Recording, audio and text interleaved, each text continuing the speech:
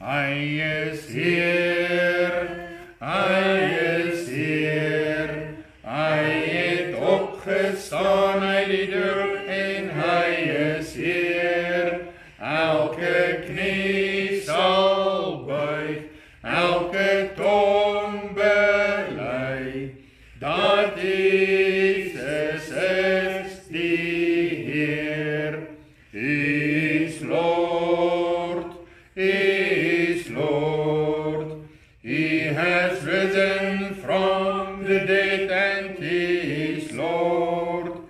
Every knee shall bow, every tongue confess that Jesus Christ is Lord.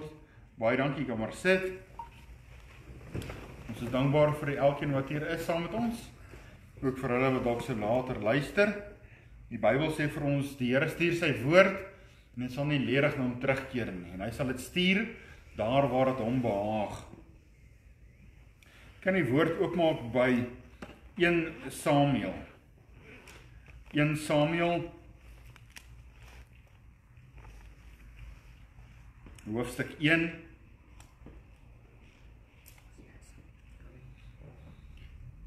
In Samuel, terwyl hy die woord daar oop is, kom ons dit so dan, bid ons saam. Dierbare Here Jesus, dankie dat ons in hierdie aand U mag nader. En weet U is die hoorder van gebed. En hoeveel keer moedig U ons aan om te bid. En die woord wat vir ons sê ons het nie, omdat ons nie bid nie.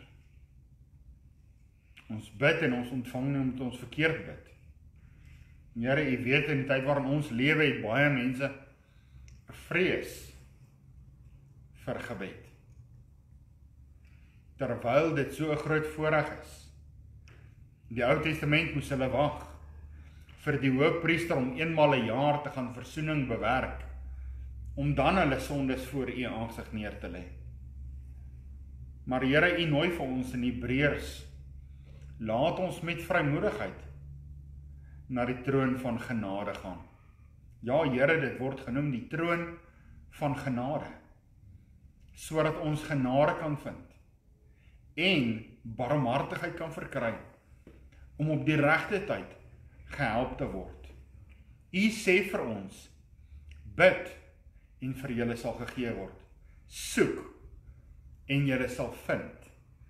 Klop en vir julle sal oopgemaak word. Dink aan Matteus 11:10 wat sê, en hulle het die hemel gestormloop. Ag Here, sal die tyd nie aanbreek dat die kinders van die Here die hemel sal stormloop met gebedes van die heiliges. Here, die ou mense het gepraat van wanneer iemand nog nie by die Here uitgekom het of wanneer dit nog nie gebeur het nie, dan het hulle gesê die saak is nog nie deur gebid nie. Here Jesus, ons het nodig om vanaand deur te gaan tot binne in die hemel, tot by die Here Jesus self, soos die belofte is daar in Hebreërs. Hulle het gekom tot by Sinai. Ons kom by die berg Sion. Die feestelike vergadering van 10.000 engele en by God self. Wat 'n voorreg om vanaand tot U te mag geroep. En soos die skrywer in Psalms sê hy, ag Here, hoe lank voordat ek voor U aangesig sal verskyn? Here Jesus, hoe lank? En ek lees die ander teks ook vanmiddag weer raak, dat U sal 'n dors in hulle sit. Nie 'n dors en 'n honger na water nie, maar na die woord van die lewe. Na die woord van die Here, en hulle sal gaan van ooste na weste. En hulle sal gaan van daar na hier. En van noord na suid. En hulle sal die woord soek. Maar dan daar die hartseer woorde daarna. Maar hulle sal dit nie vind nie. Here, ons het vanaand U nodig. Ons smag na U. Ons dors na U. Soos daar nou gepraat het, soos 'n hert wat dors na water. Here, so dors ons siel vanaand na U, o God. Kom Here Jesus, en spreek ook tot ons vanaand. En luister na elke gebed wat van hierdie huis af opgaan. Want U huis moet 'n huis van gebed genoem word. Sal U, Here, hoor, uit U woonplek ons land genees. Ons bid dit in Jesus naam. Amen.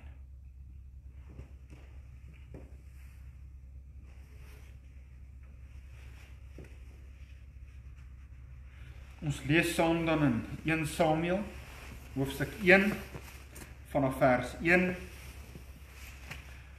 Daar was 'n sekere man uit Ramatiam, 'n Sefiet, uit die gebergte van Efraim, en sy naam was Elkana, die seun van Jeroam, die seun van Elihu, die seun van Tuhi, die seun van Sif, 'n Efratiet. En hy het 2 vroue gehad. Die naam van die een was Hanna, en die naam van die tweede was Penina. En Penina het kinders gehad, maar Hanna het geen kinders gehad nie. En die man het van jaar tot jaar opgegaan na sy stad om te aanbid en aan die Here van die leerskare te offer in Silo, waar die 2 seuns van Hofni en Pinja, van Eli, Hofni en Pinjas, priesters van die Here was. En op 'n dag het Elkana geoffer. En aan sy vrou Penina en al haar seuns en haar dogters dele van die offervleis gegee. Maar aan Hanna het hy 'n dubbele deel gegee, want hy het Hanna lief gehad, maar die Here het haar moederskoot toegesluit. En haar mededingster het haar ook bitterlik geterg om haar te vertoorn, omdat die Here haar moederskoot gesluit het. Nou die verhaal verder ken u eintlik. Gaan eers lees net tot daar. Nou terwyl 'n mens dink aan hierdie begin van hierdie verhaal, is daar iets in 'n mens se agterkop wat daar sit. Waarom kon hierdie vrou, waarom het die Here haar moederskoot gesluit? En as ons tog gaan lees in Deuteronomium 7 vers 14, gee die Here 'n belofte vir die volk. En die Here sê vir die volk, ek sal julle vrouens se skoot oopsluit. Nie net julle vrouens nie, maar ook julle diere sal kinders kry, sodat julle sal word soos die sand van die see, die sterre van die hemel. Dan dink 'n mens, Here, u het dan hierdie belofte gegee, maar waarom is daar vroue wat nie kon nie? Soos Sara, kan u onthou? Sara kon ook nie. Rachel kon ook nie. En sy het ook tot die Here deurgedring, sê, geef my kinders, ek sterf. Simson, sy moeder, kon ook nie, en die Here het daar die belofte kom gee. Elisabeth, wat op 'n laat ouderdom was, uit wie Johannes die Doper gebore is, sy kon ook nie. Nou waarom dan hierdie talle vrouens wat nie kon nie? En ander vrouens wat weer eintlik nie wou nie, maar wat het, soos Maria. Maria vra in Lukas 1 vers 34 die woorde, hoe kan hierdie ding gebeur? En ook aan die ander kant, hoe kan hierdie ding gebeur dat hulle nie swanger word nie? dan is daar 'n woordjie wat inkom, but God, maar God het gegee. Nou kan u net dink vir een oomblik as hierdie vrou Hanna kinders gehad het, van die begin af, sou sy die Here gesoek het, vir so 'n besondere kind wat die Here kon gebruik, met die naam van, wat sy aan die Here gaan teruggee, met die naam van Samuel. So alles is in God se raadsplan. Nou wanneer ons dan praat oor die boek Samuel, is dit, ons dink baie keer teologies, en ons wil nou alles teologies in hierdie boek insit. Hoe God werk, wanneer hy werk, wat is die formule om presies te bepaal wat? Maar hierdie is 'n geskiedenisboek. Deel van die geskiedenisboeke. So in hierdie boek moet ons nie so seer teologie inlees nie. Ek wil vir u sê, ons mis baie keer die doel, omdat ons vanuit ons raamwerk, vanuit ons oogpunt na 'n gedeelte lees. So ons gaan gou kortliks kyk net na die inleiding. So in die vorige boek, die boek Rut, sy laaste woord, staan die woordjie, en Obed van Isaai en Isaai van Dawid. En dan weet ons, Samuel gaan later by Dawid uitkom, so dat dan begin gaan oor die konings, vanuit Samuel se perspektief. Dit wat hy gesien het, dit wat hy beleef het, en dan skryf hy. Nou, as daar 'n woord is wat ons kan onthou en amper oor Samuel oorskryf oor as tema, wil ek amper sê is meer ontmoetings wat hulle met God gehad het. Ontmoetings en verhouding met die Here. Want alles wat gebeur het hulle nader getrek aan die Here. Nou ons kyk na dit wat met hulle gebeur het, en ons bespreek dit wat met hulle gebeur het, en ons hanteer al hierdie menslike wyse, maar ons sien nie altyd die hand van die Here in dit raak nie. Rigters 21 vers 2 praat van Samuel ensovoorts. Nou dalk net iets verder vir u lees wat vir my interessant was terwyl ek dan oplees. Wie was dan die laaste rigter?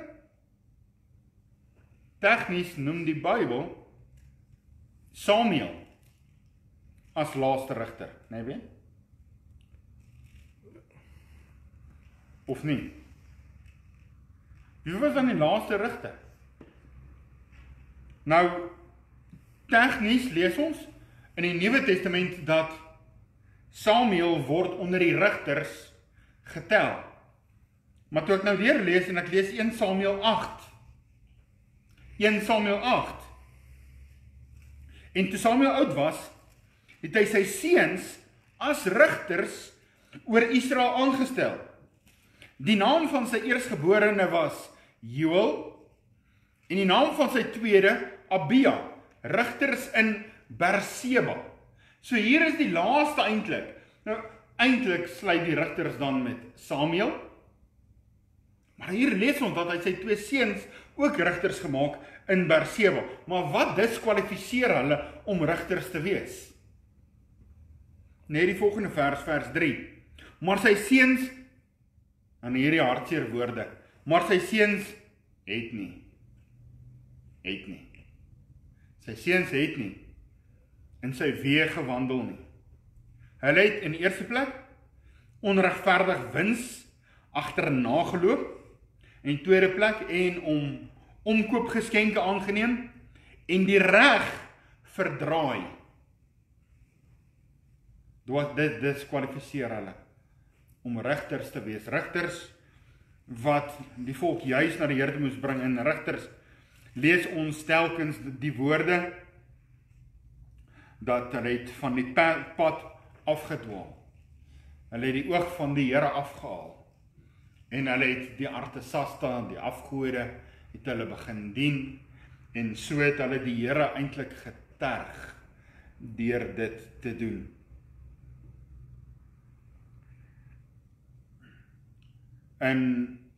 Ook in hoofstuk 8, in 1 Samuel 8, vers 5 tot 7, lees ons, en sê vir hom, kyk, u is oud, en u seuns wandel nie in u weë nie. Stel nou 'n koning oor ons aan, om ons te rig, soos al die nasies. Hoe wil hulle wees? Soos al die nasies. Hoe vreeslik, as die kerk sê, kom ons verander, ons wil soos die ander wees. Maar die woord was verkeerd in die oë van Samuel, toe hulle gesê het, geef ons 'n koning om ons te rig. En Samuel het tot die Here gebid. Toe sê die Here vir Samuel, luister na die volk, en alles wat hulle aan jou sê, want nie jou het hulle verwerp nie, maar my. Waaroor gaan die boek? Konings, wat begin aangestel moet word. Vers 18 van ons geleese hoofstuk. En in die dag sal julle roep vanweë julle koning, wat julle vir julle verkies het. En die Here sal julle in die dag nie verhoor nie. Hartseer woorde om mee te begin. So hoofstuk 1 tot 7 gaan dan oor Samuel se handeling en hoe die Here met Samuel gewerk het. So Samuel se ontmoeting, Samuel se groot word, Samuel se aanstel van konings, Samuel se alles. Tweedens lees ons hoofstuk 8 tot 15 van Saul wat gekies is, Saul wat hierdie vegter was, Saul wat oorlog gewen het, Saul wat vir Dawid nagejaag het, Saul wat oorlog gemaak het, Saul wat kop en skouers bo ander uitgestaan het.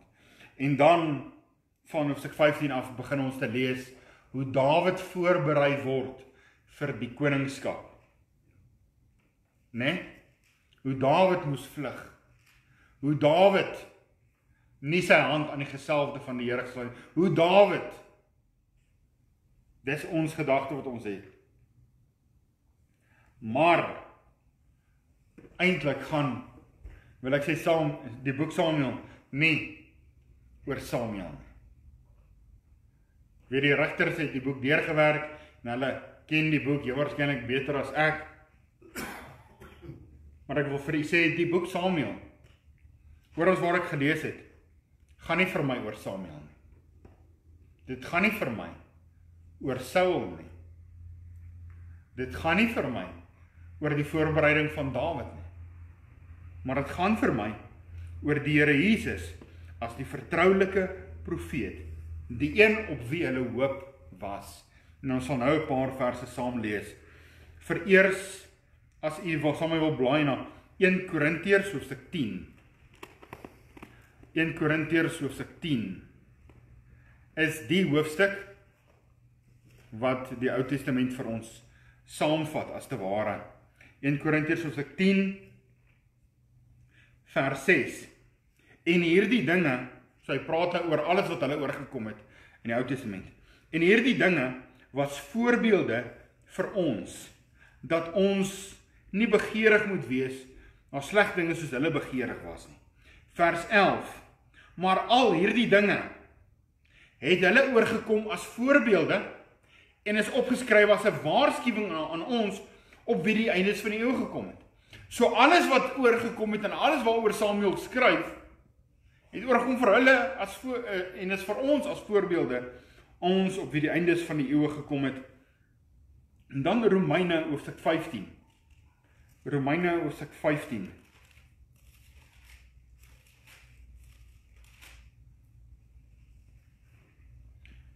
Romeine hoofstuk 15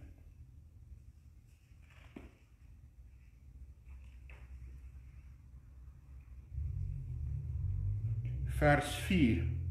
Want alles wat tevore geskrywe is tot ons lering tevore geskryf, sodat ons deur lydsaamheid en bemoediging van die skrifte hoop kan hê. So wanneer ons dan Samuel lees, moet ons hoop hê en leer uit hulle foute. En mag die God van lydsaamheid en bemoediging aan julle gee om eensgesind onder mekaar te wees ooreenkomstig die wil van Christus Jesus, sodat julle die God en Vader van ons Here Jesus Christus eendragtiglik uit een mond kan verheerlik. So ons moet daaruit leer, dat alles gaan oor die Here Jesus. Onthou die 2 hoofverse, wanneer ons praat oor enige boek in die Bybel, enige, selfs Ou Testamentiese boek, of Psalm, waaroor gaan dit? Handelinge 10 vers 43 sê vir ons, aangaande hom, aangaande Jesus getuig, sommige van die ou profete, al die profete, dat elkeen wat aan hom glo van vergifnis van sonde deur sy naam ontvang, en die ander een vind ons in Lukas 24, met die Emmausgangers, toe die Here Jesus vir hulle die skrifte uitlê, van alles wat op hom betrekking het, van Moses en die profete en ook die psalms, alles wat op hom betrekking het, so alles gaan oor die Here Jesus. En hier lees ons dan, begin ons te lees, van die geskiedenisboek, wat die geskiedenis dan vir ons vertel. En een van die eerste woorde waarmee hy begin, in hoofstuk 3, is die Here van die leerskare. Daai woordjie Here van die leerskare, as ek reg is dit die eerste keer, die woord kom oor die 300 keer voor in die Bybel, hier, in 1 Samuel 1 vers 3, die Here van die leerskare, is dit die eerste keer wat hierdie woord, Here van die leerskare, in die Bybel na vore kom. Dat die Here, die boek gaan, hoofsaaklik oor die Here van die leerskare. So wanneer Hanna dan geween het, waaroor gaan hierdie verhaal? Gaan dit oor, ons kan dit sien uit twee oogpunte, of uit Hanna se nood, of ons kan sien vanuit die Here, 'n genadige God, wat neersien op 'n soekende siel, en by 'n soekende siel gaan stil staan, en Eli sê vir haar, laat dit wees soos jou begeerte is. Laat die Here aan jou goed doen. Vers 28, nou daar is baie verse, en elke keer is dit die woord Here wat na vore kom. So staan, ek kom dan ook af, aan die Here. Al die dae wat hy leef, hy is aan die Here afgestaan. En hy het die Here aanbid. So wanneer ons dit lees, dan moet ons dit lees vanuit die oogpunt van die Here. Nou, daar's nou ook 'n hoofstuk genoem, Psalm 78. As u Psalm 78 vers 56 tot 72 lees, gaan u lees van al die tragedie eintlik wat daar was. Hoe dat die Here geterg het, ek lees dalk so 1 of 2 verse. 56. Toe het die Here wakker geword, soos een wat slaap, soos 'n held wat oorweldig is deur die wyn, en hy het sy teestanders van agter geslaan. Hy het hulle ewige smaadheid aangedoen, en hy het tent van Josef verwerp, en die stam van Efraim nie uitverkies nie, maar die stam van Juda uitverkies. So gaan hy aan, so die Here het gewerk, en juis wanneer dit sleg gegaan het, dan het die Here ook gewerk.